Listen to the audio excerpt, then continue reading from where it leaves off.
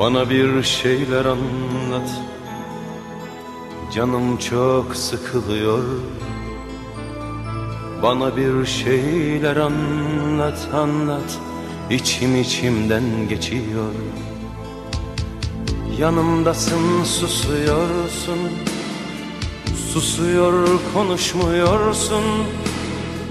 Bakıyor görmüyorsun, dokunsan donacağım. İçimde intihar korkusu var. Bir gülsen ağlayacağım, bir gülsen kendimi bulacağım. Depremler oluyor beynimde, dışarıda siren sesi var.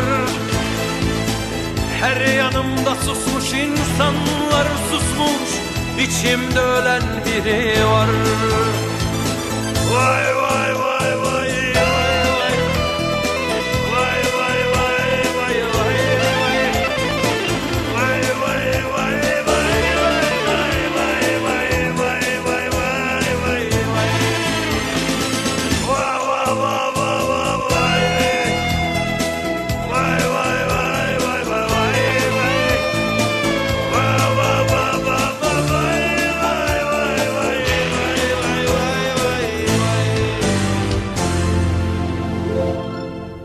Hadi bir şeyler söyle, çocuk gözlerim dolsun.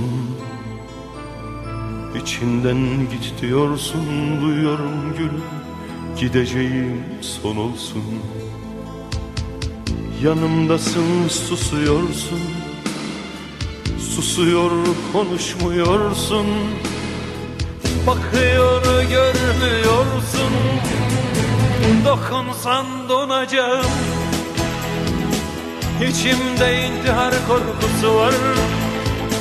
Bir gülsen ağlayacağım, bir gülsen kendimi bulacağım. İçimde soluyorsun, iki can var içimde. Korkular salıyorsun üstüme, korkular her an başka biçimde. Depremler oluyor beynimde, dışarıda siren sesi var. Her yanımda susmuş insanlar, susmuş, içimde ölen biri var.